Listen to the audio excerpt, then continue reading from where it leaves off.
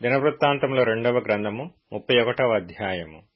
హిజ్కియా యెహోవా మందిరములో కొట్లను సిద్ధపరచవలసినదని ఆజ్ఞ ఇచ్చెను. వారు వాటిని సిద్ధపరిచి ఏమీయూ అపహరింపకుండా కానుకలను 10వ భాగములను ప్రతిష్ఠితముగా తేబడిన వస్తువులను లోపల చేర్చిరి.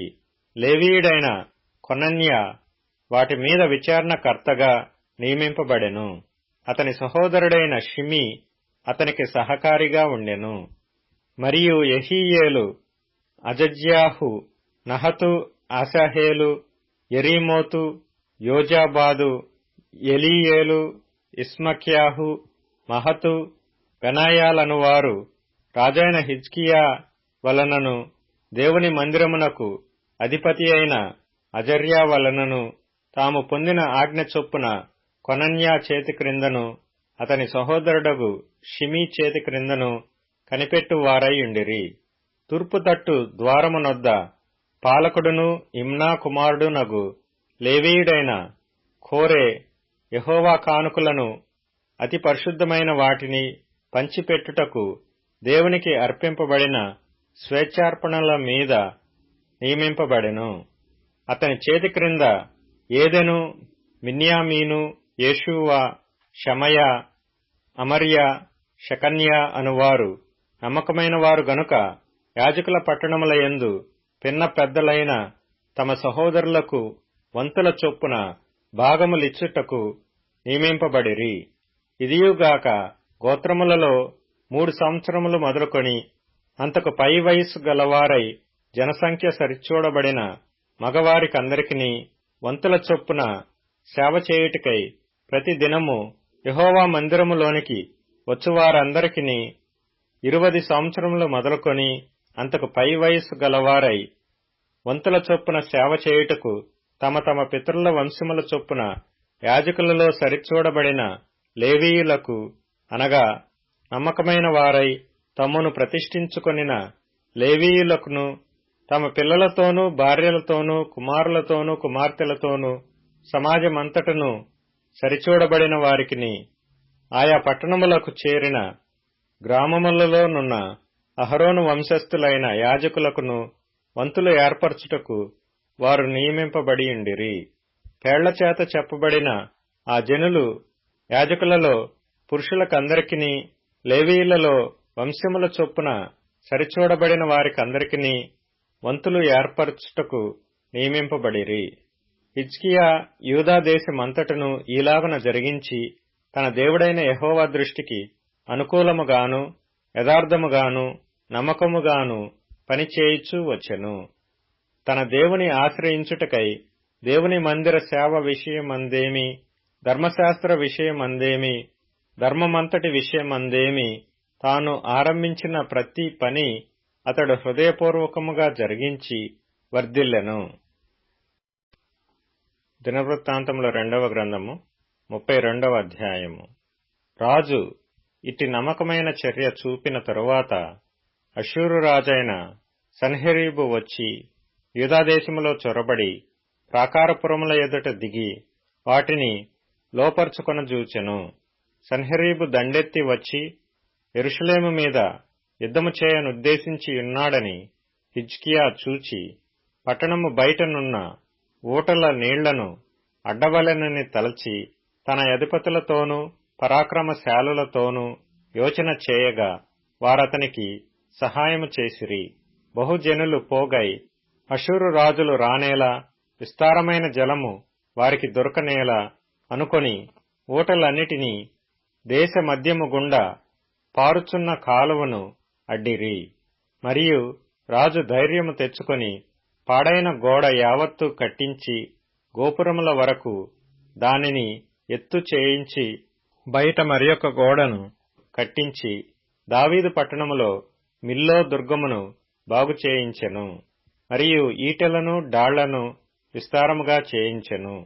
జనుల మీద సైన్యాధిపతులను నియమించి పట్టణపు గుమ్మములకు పోవు రాజవీధిలోనికి వారిని తన యొద్దకు రప్పించి వారిని ఈలాగు హెచ్చరిక చేసెను. మీరు దిగులు పడకుడి, ధైర్యము విడువకుడి. అష్షూరు రాజుకైనను అతనితో కూడానున్న సైన్యమంతటికైనను మీరు భయపడవద్దు, విస్మయమొందవద్దు. అతనికి కలిగియున్న సహాయము కంటే ఎక్కువ సహాయము మనకు కలదు.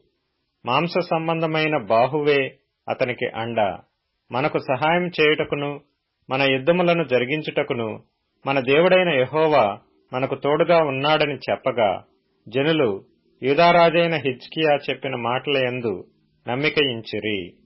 ఇది అయిన తరువాత అషూరు రాజైన సన్హెరీబు తన బలగమంతటితో లాకీషును ముట్టడి వేయిచుండి యెరూషలేమునకు యూదారాజైన హిజ్కియా యొద్దకును యెరూషలేమునందున్న యూదావారందరి యొద్దకును తన సేవకులను పంపి ఇలాగు ప్రకటన చేయించెను. అషూరు రాజైన సన్హెరీబు సెలవిచ్చినదేమనగా, దేని నమ్మి మీరు ముట్టడి వేయబడియున్న యెరూషలేములో నిలుచుతున్నారు? కరువు చేతను దాహము చేతను మిమ్మును చంపుటకై మన దేవుడైన యెహోవా అషూరు రాజు చేతిలో నుండి మనలను విడిపించునని చెప్పి హిజ్కియా మిమ్మును ప్రేరేపించుచున్నాడు గదా. ఆ హిజ్కియా మీరు ఒక్క బలిపీఠము ఎదుట నమస్కరించి దానిమీద ధూపము వేయవలెనని యూదావారికిని యెరూషలేము వారికిని ఆజ్ఞ ఇచ్చి యెహోవా ఉన్నత స్థలములను బలిపీఠములను తీసివేసినవాడు కాడా? నేనును నా పితరులను ఇతర దేశముల జనులకందరికిని ఏమేమి చేసితిమో మీరెరుగరా? ఆ దేశ జనుల దేవతలు వారి దేశములను నా చేతిలో నుండి ఏమాత్రమైనను రక్షింపచాలియుండెనా? మీ దేవుడు మిమ్మును నా చేతిలో నుండి విడిపింపగలడనుకొనుటకు నా పితరులు బొత్తిగా నిర్మూలము చేసిన ఆయా దేశస్థుల సకల దేవతలలోనూ తన జనులను నా చేతిలో నుండి విడిపింపగలిగిన దేవుడొకడైనా ఇండెనా? కాబట్టి ఇప్పుడు హిజ్కియా చేత మీరు మోసపోకుడి.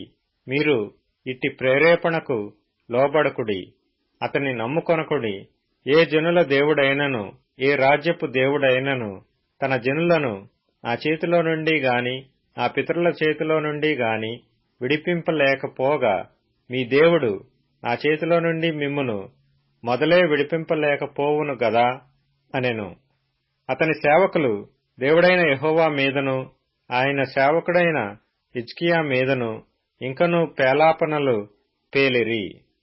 అదియుగాక ఇతర దేశముల జనుల దేవతలు తమ జనులను నా చేతిలో నుండి ఏలాగున విడిపింపలేకపోయిరో అలాగున హిజ్కియా సేవించు దేవుడును తన జనులను నా చేతిలో నుండి విడిపింపలేకపోవునని ఇశ్రాయేలు దేవుడైన యెహోవాను నిందించుటకును ఆయన మీద అపవాదములు పలుకుటకును అతడు పత్రికలు వ్రాసి పంపెను.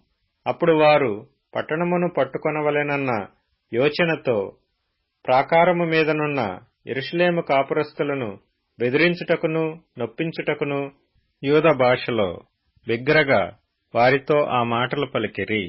మరియు వారు మనుష్యుల చేతి పనియైన భూజనుల దేవతల మీద తాము పలికిన దూషణలను యెరూషలేము యొక్క దేవుని మీద కూడను పలికిరి. రాజైన హిజ్కియాయును ఆమోజు కుమారుడైన యెషయా అను ప్రవక్తయును ఇందును గురించి ప్రార్థించి ఆకాశము తట్టు చూచి మొర్రపెట్టగా యెహోవా ఒక దూతను పంపెను. అతడు అష్షూరు రాజు దండులోని పరాక్రమశాలులనందరినీ సేనానాయకులను అధికారులను నాశనము చేయగా అష్షూరు రాజు సిగ్గునొందినవాడై తన దేశమునకు తిరిగిపోయెను.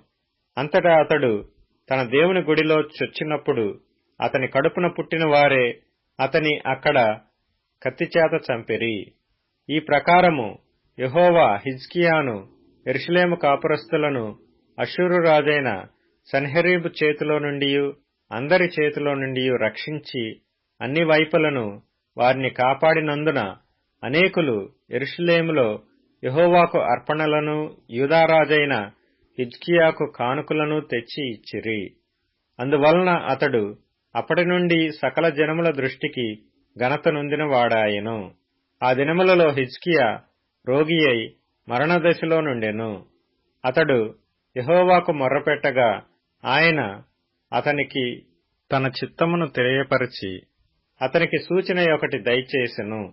అయితే హిజ్కియా మనసున గర్వించి తనకు చేయబడిన మేలుకు తగినట్లు ప్రవర్తింపనందున అతని మీదికిని యూదా యెరూషలేముల వారి మీదికిని కోపము రాగా హిజ్కియా హృదయ గర్వము విడిచి తానును యెరూషలేము కాపురస్తులను తమను తాము తగ్గించుకొనిరి గనుక హిజ్కియా దినములలో యెహోవా కోపము జనుల మీదికి రాలేదు.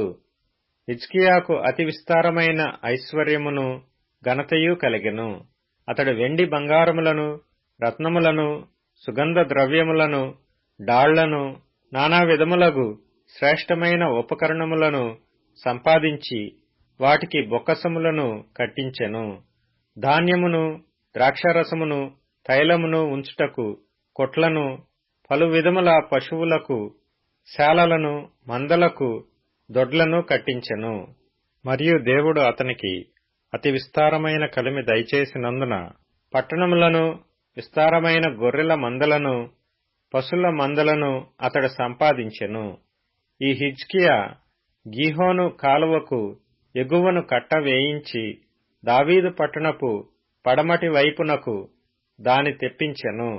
హిజ్కియా తాను పూనుకొనిన సర్వ ప్రయత్నముల యందును వృద్ధి పొందెను.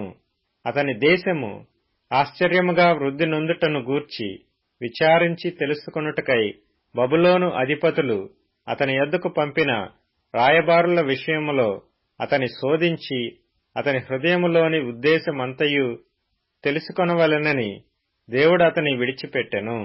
హిజ్కియా చేసిన ఇతర కార్యములను గూర్చియు అతడు చూపిన భక్తిని గూర్చియు ప్రవక్తయును ఆమోజు కుమారుడునగు యెషయాకు కలిగిన దర్శనముల గ్రంథమునందును యూదా ఇశ్రాయేలీల రాజుల గ్రంథమునందును వ్రాయబడియున్నది.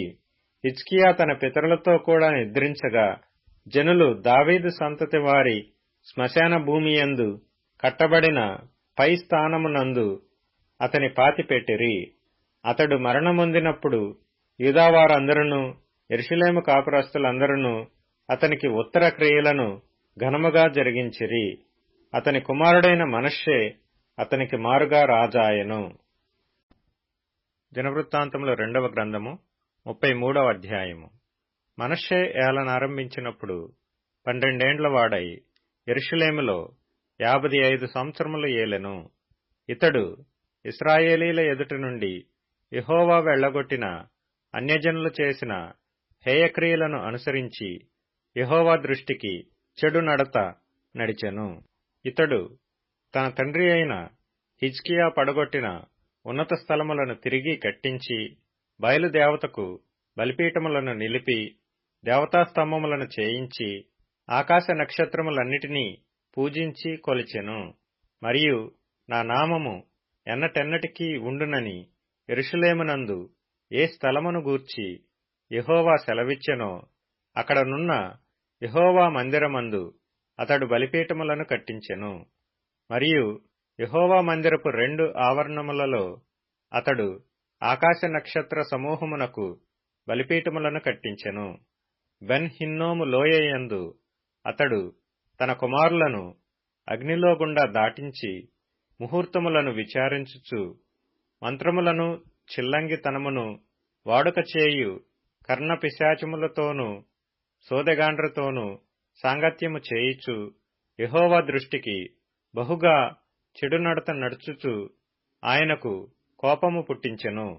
ఇశ్రాయేలీల గోత్రస్థానములన్నిటిలో నేను కోరుకొనిన యెరూషలేమునందు నా నామము నిత్యము ఉంచెదను. నేను మోషే ద్వారా నియమించిన కట్టడలను విధులను ధర్మశాస్త్రము అంతటినీ అనుసరించి నడుచుకొనుటకై వారు జాగ్రత్త పడిన ఎడల మీ పితరులకు నేను ఖాయపరిచిన దేశము నుండి ఇశ్రాయేలీలను నేను ఇక తొలగింపనని దావీదుతోనూ అతని కుమారుడైన సొలొమోనుతోనూ దేవుడు సెలవిచ్చిన మాటను లక్ష్యపెట్టక ఆ మందిరమునందు మనష్షే తాను చేయించిన చెక్కుడు విగ్రహమును నిలిపెను. ఈ ప్రకారము మనష్షే యూదావారిని యెరూషలేము కాపురస్తులను మోసపుచ్చిన వాడై ఇశ్రాయేలీల ఎదుట ఉండకుండా యెహోవా నశింపచేసిన అన్యజనుల కంటెను వారు మరింత అక్రమముగా ప్రవర్తించున్నట్లు చేయుటకు కారకుడాయెను. యెహోవా మనష్షేకును అతని జనులకును వర్తమానములు పంపినను వారు చెవియొగ్గకపోయిరి. కాబట్టి యెహోవా అష్షూరు రాజు యొక్క సైన్యాధిపతులను వారి మీదికి రప్పించెను. మనష్షే తప్పించుకొని పోకుండా వారు అతన్ని పట్టుకొని గొలుసులతో బంధించి అతనిని బబులోనునకు తీసుకొని పోయిరి. అతడు శ్రమలో ఉన్నప్పుడు తన దేవుడైన యెహోవాను బతిమాలుకొని తన పితరుల దేవుని సన్నిధిని తన్ను తాను బహుగా తగ్గించుకొని ఆయనకు మొరలెడగా ఆయన అతని విన్నపములను ఆలకించి యెరూషలేమునకు అతని రాజ్యములోనికి అతని తిరిగి తీసుకొని వచ్చినప్పుడు యెహోవా దేవుడై ఉన్నాడని మనష్షే తెలుసుకొనెను. కీర్తనల గ్రంథము 92వ కీర్తన. యెహోవా, నీవే నిత్యము మహోన్నతుడవుగా నుందువు. నీ శత్రువులు యెహోవా, నీ శత్రువులు నశించెదరు. చెడు పనులు చేయు వారందరూ చెదిరిపోవుదురు. గురుపోతు కొమ్ము వలె నీవు నా కొమ్ము పైకెత్తెతివి. క్రొత్త తైలముతో నేను అంటబడితిని. నా కొరకు పొంచిన వారి గతి నా కన్నులు ఆశతీర చూచెను. నాకు విరోధముగా లేచిన దుష్టులకు సంభవించినది నా చెవులకు వినబడెను. నీతిమంతులు ఖర్జూర వృక్షము వలె మువ్వు వేయుదురు. లెబానోను మీది దేవదారు వృక్షము వలె వారు ఎదుగుదురు. యెహోవా మందిరములో నాటబడిన వారై వారు మన దేవుని ఆవరణములలో వర్ధిల్లుదురు. నాకు ఆశ్రయదుర్గమైన యెహోవా యథార్థవంతుడవనియు ఆయన యందు ఏ చెడుతనమును లేదనియు ప్రసిద్ధి చేయుటకై వారు ముసలితనమందు ఇంకా చిగురు పెట్టుచుందురు. సారము కలిగి పచ్చగా నుందురు. సామెతల గ్రంథం 19వ అధ్యాయం. నీవు ముందుకు జ్ఞానివగుటకై ఆలోచన విని ఉపదేశమును అంగీకరించుము. నరుని హృదయములో ఆలోచనలు అనేకములుగా పుట్టును. యెహోవా యొక్క తీర్మానమే స్థిరము. రోమీయులకు వ్రాసిన పత్రిక 1వ అధ్యాయము. ఈ హేతువు చేత వారు తమ హృదయముల దురాశలను అనుసరించి తమ శరీరములను పరస్పరము అవమానపరచుకొనున్నట్లు దేవుడు వారిని అపవిత్రతకు అప్పగించెను. అట్టివారు దేవుని సత్యమును అసత్యమునకు మార్చి సృష్టికర్తకు ప్రతిగా సృష్టమును పూజించి సేవించిరి. యుగములు వరకు ఆయన స్తోత్రార్హుడైయున్నాడు. ఆమేన్. అందువలన దేవుడు తుచ్చమైన అభిలాషలకు వారిని అప్పగించెను. వారి స్త్రీలు సైతము స్వాభావికమైన ధర్మమును విడిచి స్వాభావిక విరుద్ధమైన ధర్మమును అనుసరించిరి. అటువలే పురుషులు కూడా స్త్రీ యొక్క స్వాభావిక విధమైన ధర్మమును విడిచి పురుషులతో పురుషులు అవాచ్యమైనది చేయుచు తమ తప్పిదమునకు తగిన ప్రతిఫలమును పొందుచు ఒకరి ఎడల ఒకరు కామతృప్తులైరి. మరియు వారు తమ మనస్సులో దేవునికి చోటియనొల్లకపోయిరి గనుక చేయురాని కార్యములు చేయుటకు దేవుడు భ్రష్ట మనస్సుకు వారినప్పగించెను. అట్టివారు సమస్తమైన దుర్నీతి చేతను దుష్టత్వము చేతను లోభము చేతను ఈర్ష్య చేతను నిండుకొని మత్సరము నరహత్య కలహము కపటము వైరమును వాటితో నిండిన వారై కొండెగాండ్రును అపవాదకులను దేవద్వేషులను హింసకులను అహంకారులను బింకములాడువారును చెడ్డవాటిని కల్పించువారును తల్లిదండ్రుల కవిధేయులను అవివేకులను మాట తప్పువారును అనురాగరహితులను నిర్దయులు నైరి. ఇట్టి కార్యములను అభ్యసించువారు మరణమునకు తగినవారు అను దేవుని న్యాయవిధిని వారు బాగుగా ఎరిగియుండియు వాటిని చేయుచున్నారు. ఇది మాత్రమే గాక వాటిని అభ్యసించు వారితో సంతోషముగా సమ్మతించుచున్నారు. రోమీయులకు రాసిన పత్రిక 2వ అధ్యాయం. కాబట్టి తీర్పు తీర్చు మనుష్యుడా, నీవెవడవైనను సరే నిరుత్తరుడవై యున్నావు. దేని విషయములో ఎదుటి వానికి తీర్పు తీర్చుచున్నావో దాని విషయములో నీవే నేరస్తుడవని తీర్పు తీర్చుకొనుచున్నావు. ఏలయనగా తీర్పు తీర్చు నీవును అట్టి కార్యములనే చేయుచున్నావు కావా? అట్టి కార్యములు చేయు వారి మీద దేవుని తీర్పు సత్యమును అనుసరించినదే అని ఎరుగుదము. అట్టి కార్యములు చేయువారికి తీర్పు తీర్చు వాటినే చేయుచున్న మనుష్యుడా, నీవు దేవుని తీర్పు తప్పించుకొందువని అనుకొందువా? లేదా దేవుని అనుగ్రహము మారుమనస్సు పొందుటకు నిన్ను ప్రేరేపించుచున్నదని ఎరుగక ఆయన అనుగ్రహ ఐశ్వర్యమును సహనముగాను దీర్ఘశాంతమును తృణీకరించదువా?